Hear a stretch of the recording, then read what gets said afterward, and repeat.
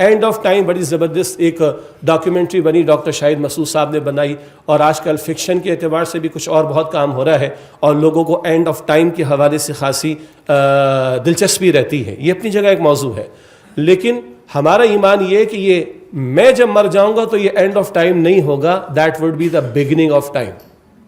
سیدنا علی رضی اللہ تعالیٰ عنہ فرماتے کہ لوگوں آج تم سو رہے ہو، آج تم سو رہے ہو، جب موت آئے گی تب تم جاگو گے. جب موت آئے گی تب تم جاگو گے. سارا دھوکہ ہے، یہ ہے لیکن یہ اصل نہیں ہے، یہ ڈسیپشن ہے. قرآن بھی 3 دفعہ فرماتا ہے وَمَا الْحَيَاةُ الدُّنْيَا إِلَّا مَتَاعُ الْغُرُورِ، دی دنیا کی زندگی یہ دھوکے کے سامان کے سوا کچھ نہیں. تو پہلا پوائنٹ، جس زندگی کو ہم گزارے ادھر یہ ہے ایک reality, no doubt about that, لیکن یہ الٹیمیٹ ریالٹی نہیں ہے. اور ادھر سے ادھر ہمارا ٹرانسفر ہونا، عالم برزخ بھی، عالم قبر بھی جسے کہا جاتا ہے، اور at the end of the day اللہ کے سامنے پیش ہونا ہے.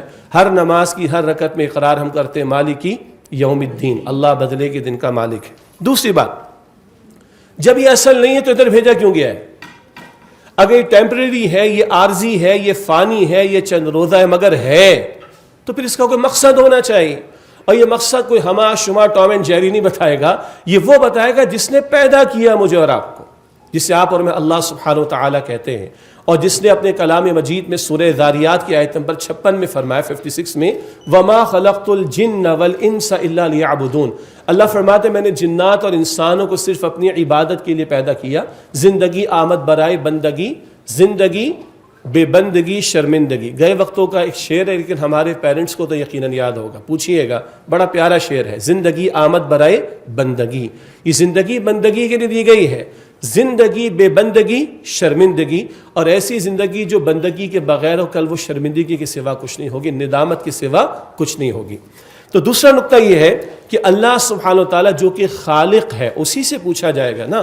میں آپ سے نہیں پوچھوں گا، آپ مجھ سے نہیں پوچھیں گے، ہم مخلوق ہیں، آپ اور میں کریشن ہیں.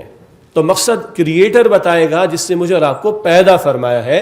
اور ہر پیغمبر کی دعوت کا بنیادی نقطہ یہ رہا. سورہ اعراف آیت نمبر 59 میں بھی نوح علیہ السلام کے الفاظ ہے، یا قوم اعبدوا اللہ، اے میری قوم اللہ کی عبادت کرو، اس کے سوا تمہارا کوئی معبود، ما لکم من الہ غیرہ، اس اللہ کے سوا تمہارا کوئی معبود نہیں ہے. اگلی بات، عبادت کے تصور کو بھی سمجھنے کی ضرورت ہے. بڑا مسکنسیپشن ہے، غیروں کو چھوڑ دیں، اپنوں میں بھی بڑا مسکنسیپشن ہے.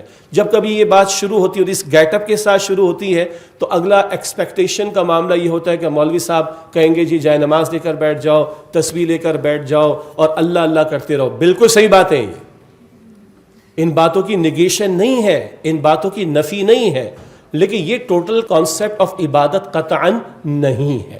اس کی کریکشن کی ضرورت ہے. اگر ماں باپ کو محبت کی نگاہ سے دیکھتے ہیں تو کچھ ملتا ہے؟ پیسے نہیں ملتے بھائی.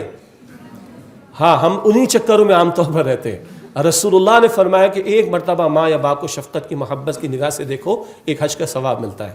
صحابی عرض کرتے یا رسول اللہ اگر میں 100 مرتبہ دیکھوں تو فرمایا کہ 100 مرتبہ دیکھو، تمہارے رب کے اور ہمارے رب کے خزانوں میں کوئی کمی نہیں ہے. اب دیکھ رہا ہوں ماں باپ کو، لیکن حکم اللہ کا ہے وَبِالْوَالِدَيْنِ إِحْسَانًا، ماں باپ کے ساتھ اس سے سلوک کرو. تو یہ عبادت کا ذریعہ بنتی ہے بات.